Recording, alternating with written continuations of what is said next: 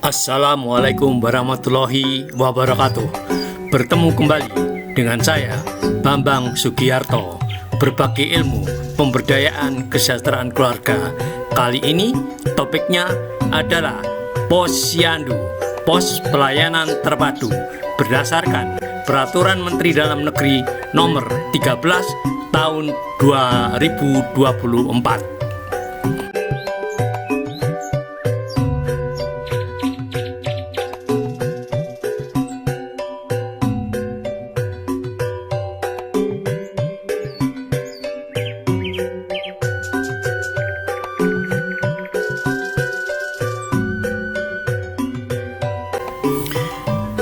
Permendagri Nomor 13 Tahun 2024 menjelaskan apa Posyandu, apa tim pembina Posyandu, tugas di bidang apa saja, apa fungsi Posyandu, kedudukan dan pembentukan Posyandu, persyaratan pembentukan Posyandu, kepengurusan dan kader Posyandu, kepengurusan, identitas kelembagaan Posyandu, tugas pengurus Posyandu, berakhirnya kepengurusan Posyandu, tim pembina Posyandu, tugas tim pembina Posyandu, pembinaan dan pengawasan, pelaporan, pemantauan dan evaluasi.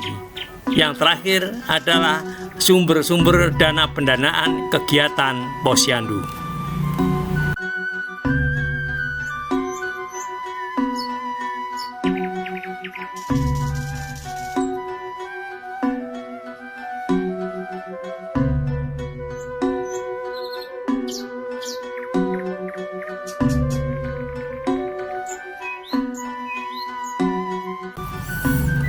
Pos Pelayanan Terpadu yang disingkat dengan Posyandu adalah bagian dari lembaga kemasyarakatan desa atau kelurahan yang disingkat dengan LKD atau LKK sebagai wadah partisipasi masyarakat yang merupakan mitra pemerintah desa atau kelurahan dalam perencanaan, pelaksanaan, dan pengawasan pembangunan serta meningkatkan pelayanan desa atau kelurahan. Tim pembina Posyandu yang selanjutnya disingkat TP Posyandu adalah mitra kerja pemerintah, pemerintah daerah, pemerintah desa atau kelurahan, dan organisasi atau lembaga kemasyarakatan lainnya yang berfungsi sebagai fasilitator, perencana, pelaksana, dan pembina pada masing-masing jenjang untuk terlaksananya program atau kegiatan Posyandu.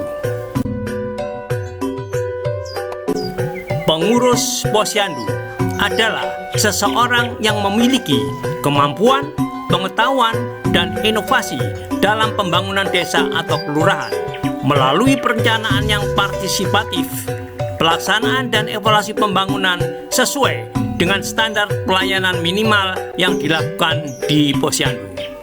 Kader Posyandu adalah anggota masyarakat yang bersedia, mampu, dan memiliki waktu untuk membantu kepala desa atau lurah dalam pemberdayaan masyarakat, ikut serta dalam perencanaan dan pelaksanaan pembangunan, serta meningkatkan pelayanan masyarakat di desa atau kelurahan berdasarkan standar pelayanan minimal.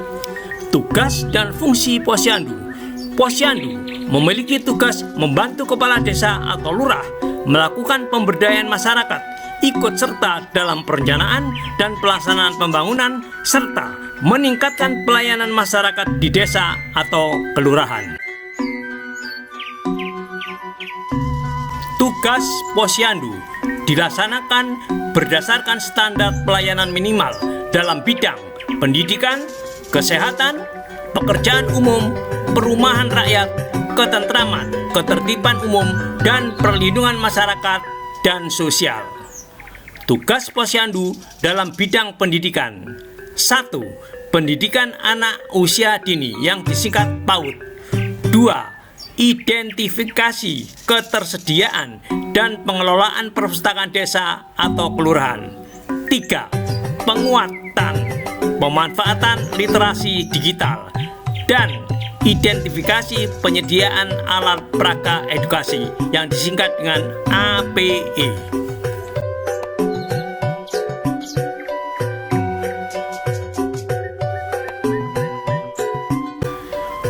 Tugas Posyandu dalam bidang kesehatan.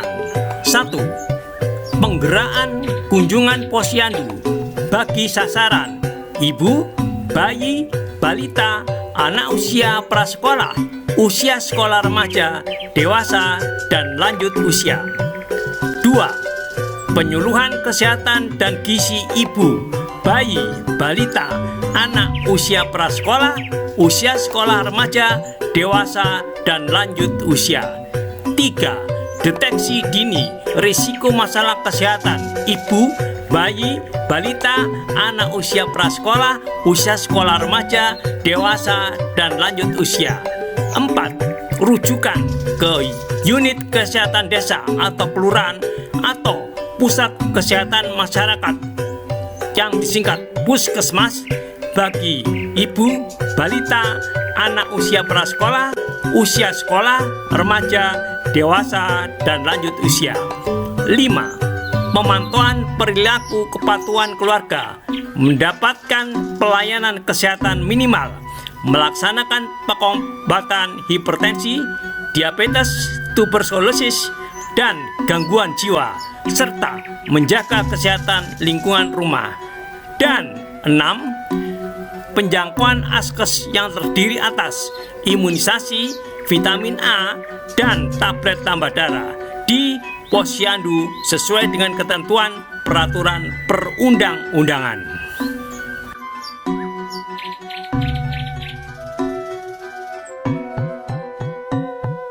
Tugas posyandu dalam bidang pekerjaan umum.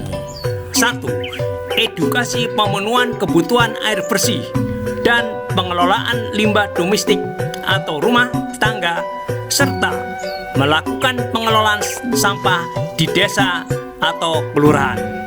2. Identifikasi dan pemeliharaan embung air baku.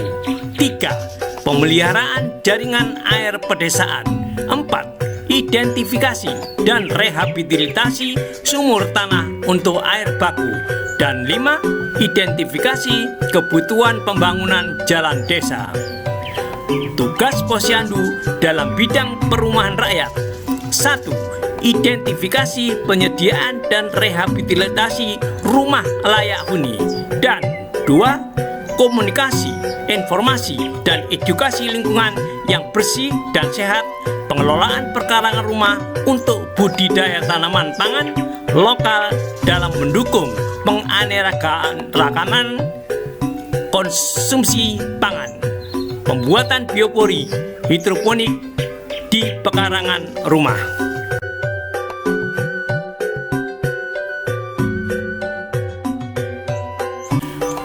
Tugas posyandu dalam bidang ketentraman, ketertiban umum, dan perlindungan masyarakat. 1. Penyuluhan dan rehabilitasi trauma pasca bencana. 2. Melakukan komunikasi, informasi, dan edukasi terhadap kesiapsiagaan bencana. 3. Pencegahan gangguan ketentraman dan ketertiban umum melalui deteksi dini dan cegah dini. 4. Pembinaan dan penyuluhan pelaksanaan patroli pengamanan. Dan 5. Pemberdayaan perlindungan masyarakat dalam rangka ketentraman, ketertiban umum, dan keamanan lingkungan. Tugas posyandu dalam bidang sosial. 1. Komunikasi, informasi, dan edukasi dalam kesetaraan dan keadilan gender, disabilitas, kesiapsiagaan bencana, dan inklusi sosial. 2. Identifikasi dan pendataan fakir miskin masyarakat yang tidak mampu untuk mendapatkan bantuan sosial kesejahteraan keluarga. Dan 3. Memfasilitasi dan atau menyalurkan bantuan sosial sesuai dengan ketentuan peraturan perundang-undangan.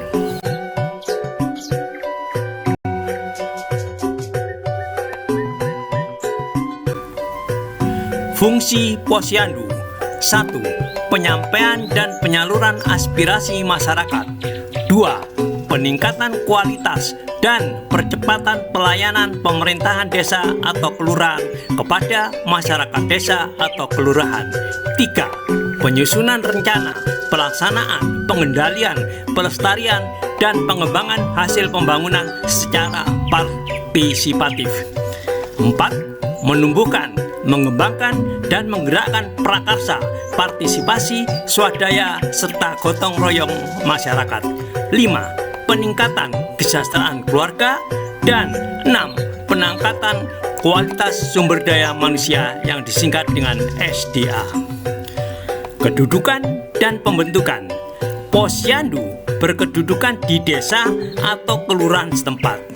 Posyandu dibentuk atas prakarsa pemerintah desa atau kelurahan dan masyarakat. Pembentukan posyandu disertai dan diikuti dengan pemberian nomor registrasi yang ditetapkan oleh Menteri melalui Direktorat Jenderal Bina Pemerintahan Desa. Tata cara pemberian nomor registrasi ditetapkan oleh Menteri.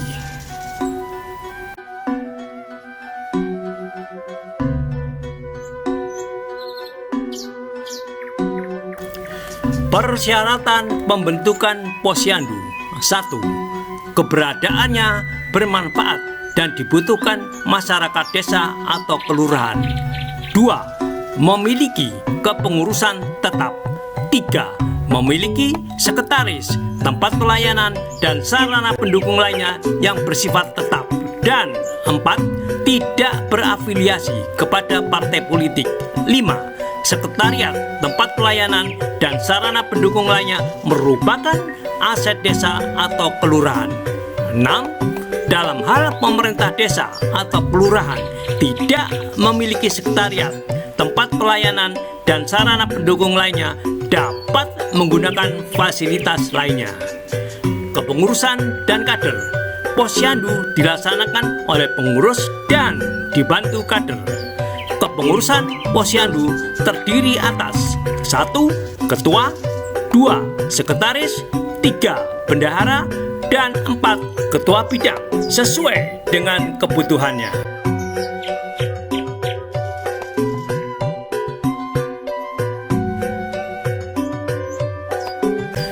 Pengurus berasal dari masyarakat desa atau kelurahan setempat dengan kriteria sebagai berikut.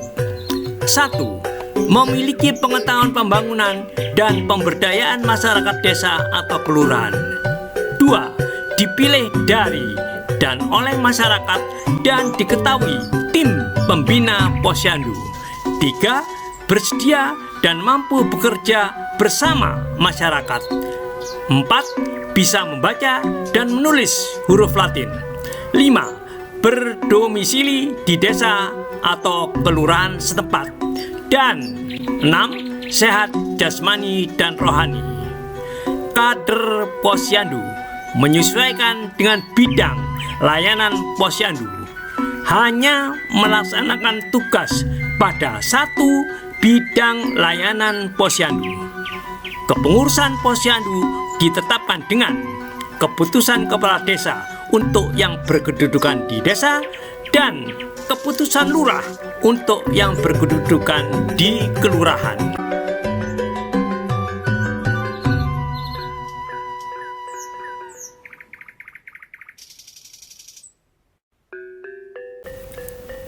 Identitas kelembagaan posyandu sebagai berikut. 1. Logo. 2. Dwaja. 3. Vandel. 4. Lencana. 5. Mars posyandu. 6. Kop surat. 7. Stempel. 8. Papan nama. 9. Seragam. Dan 10. Plakat. Identitas kelembagaan posyandu ditetapkan oleh Menteri. Tugas pengurus posyandu meliputi 1. Menyusun perencanaan dan pengusulan program atau kegiatan atau subkegiatan kepada pemerintah desa atau kelurahan. 2. Melaksanakan program atau kegiatan atau subkegiatan posyandu. 3. Melakukan koordinasi dengan tim pembina posyandu di tingkat desa atau kelurahan dalam pelaksanaan program atau kegiatan atau subkegiatan berdasarkan standar pelayanan minimal sesuai dengan ketentuan peraturan perundang-undangan. Dan menyiapkan bahan penyusunan laporan pelayanan posyandu kepada kepala desa atau lurah.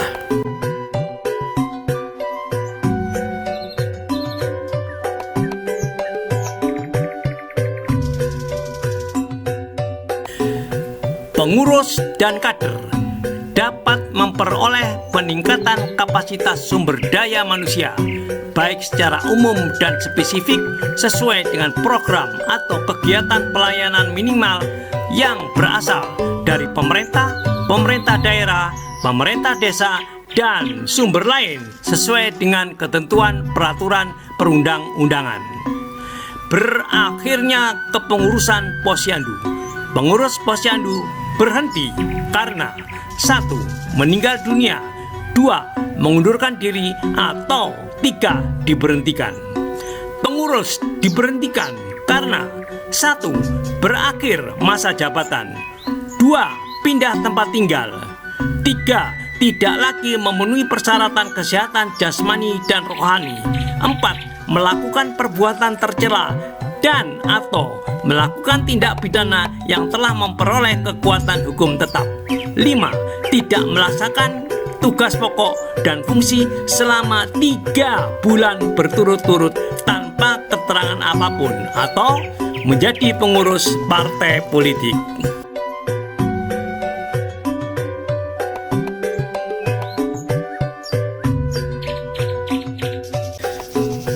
Dalam menjalankan tugas pengurus posyandu didukung oleh tim pembina posyandu.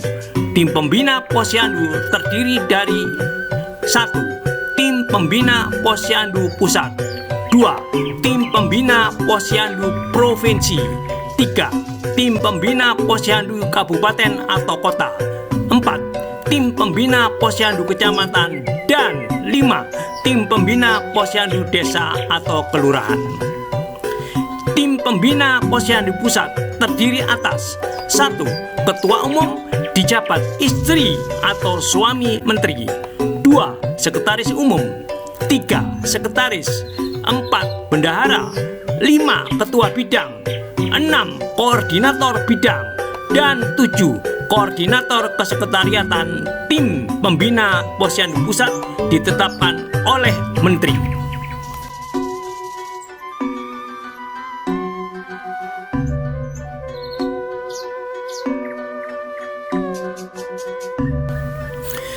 Tim pembina posyandu provinsi terdiri atas 1. Ketua dijabat istri atau suami gubernur, 2. Sekretaris, 3. Bendahara, 4. Ketua bidang, dan 5. Anggota. Tim pembina posyandu provinsi dibentuk dan ditetapkan gubernur.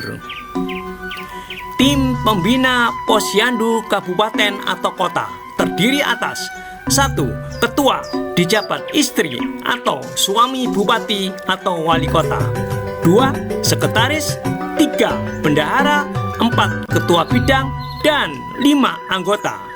Tim pembina posyandu kabupaten atau kota dibentuk dan ditetapkan bupati atau wali kota.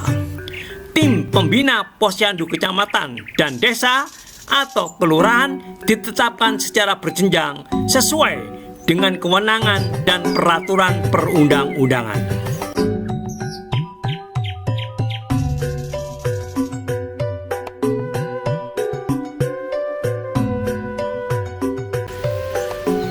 Tim pembina posyandu memiliki tugas 1.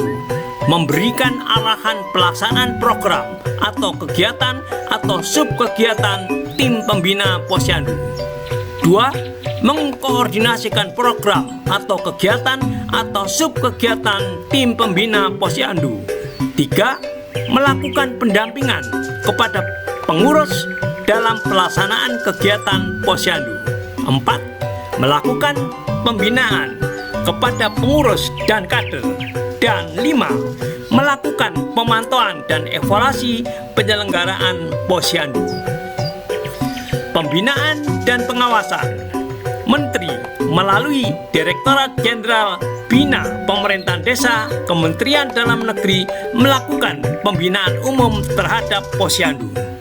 Gubernur melakukan pembinaan terhadap posyandu pada kabupaten atau kota di wilayahnya. Bupati atau wali kota melakukan pembinaan terhadap posyandu di wilayahnya. Camat melakukan pembinaan posyandu di wilayahnya. Pembinaan secara umum oleh menteri meliputi 1. Fasilitas dukungan kebijakan. 2. Penyusunan strategi pencapaian kinerja. 3. Pemberian bimbingan, pemantauan, evaluasi, pelaporan, dan supervisi pelaksanaan kebijakan. Dan 4. Peningkatan kapasitas kelembagaan dan sumber daya manusia.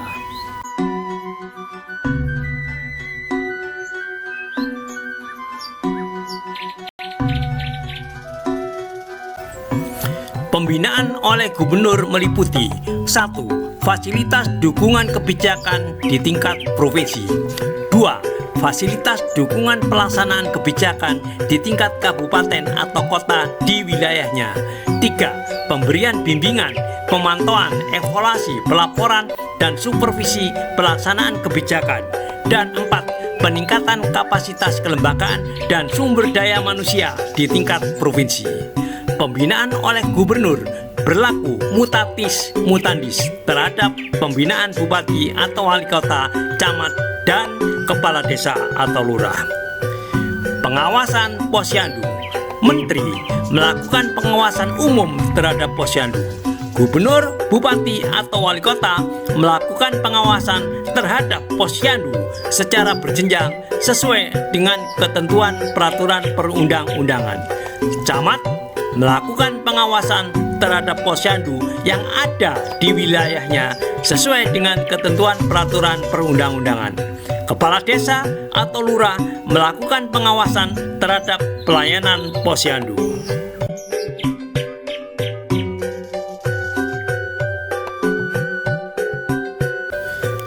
Pelaporan. Kepala desa atau lurah melaporkan hasil pelaksanaan pelayanan posyandu kepada camat. Camat melaporkan hasil pelaksanaan posyandu kepada bupati atau wali kota. Bupati atau wali kota melaporkan hasil pelaksanaan pelayanan posyandu kepada gubernur. Gubernur melaporkan hasil pelaksanaan pelayanan posyandu kepada menteri melalui Direktorat Jenderal Bina Pemerintah Desa. Laporan dilakukan paling sedikit 1 kali dalam 1 tahun atau sewaktu-waktu apabila diperlukan. Pemantauan dan evaluasi. 1. Dalam rangka pelaksanaan pelayanan dan pendataan posyandu dilaksanakan pemantauan dan evaluasi. 2. Pemantauan dan evaluasi dilakukan oleh tim pembina posyandu sebagai instrumen penilaian dan pengembangan kapasitas. 3. Instrumen pemantauan dan evaluasi ditetapkan oleh menteri. 4. Hasil pemantauan dan evaluasi dalam bentuk laporan paling sedikit 1 tahun sekali atau sesuai kebutuhan. 5. Laporan digunakan sebagai bahan masukan kebijakan posyandu.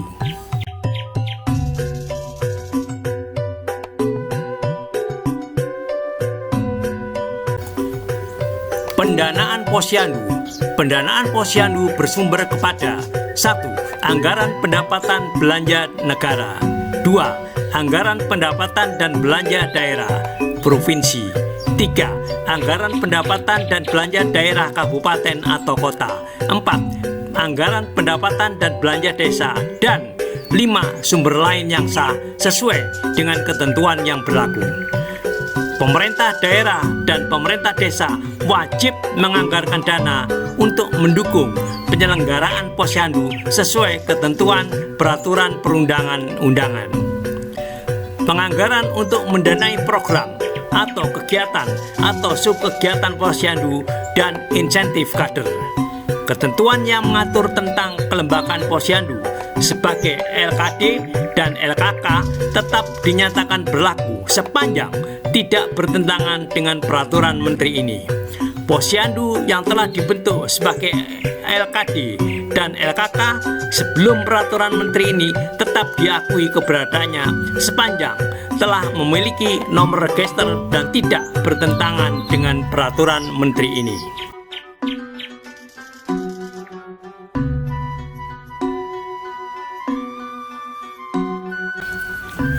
Penutup. 1. Peraturan Menteri Dalam Negeri Nomor 54 Tahun 2007 tentang pedoman pembentukan kelompok kerja operasional pembinaan pos pelayanan terpadu.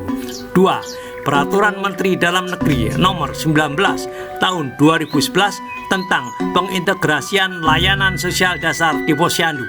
Berita Negara Republik Indonesia Tahun 2011 Nomor 288. 3. Ketentuan pasal 7 ayat 4 Peraturan Menteri Dalam Negeri Nomor 18 Tahun 2018 tentang Lembaga Kemasyarakatan Desa dan Lembaga Adat Desa. Berita Negara Republik Indonesia Tahun 2018 Nomor 569 dicabut dan dinyatakan tidak berlaku. Peraturan Menteri Dalam Negeri Nomor 13 Tahun 2024 ditetapkan di Jakarta pada tanggal 23 Agustus tahun 2024 dan diundangkan di Jakarta pada tanggal 17 September tahun 2024 dengan Berita Negara Republik Indonesia tahun 2024 nomor 553.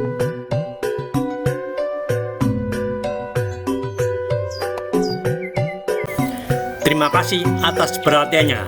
Semoga ada manfaatnya. Wassalamualaikum warahmatullahi wabarakatuh.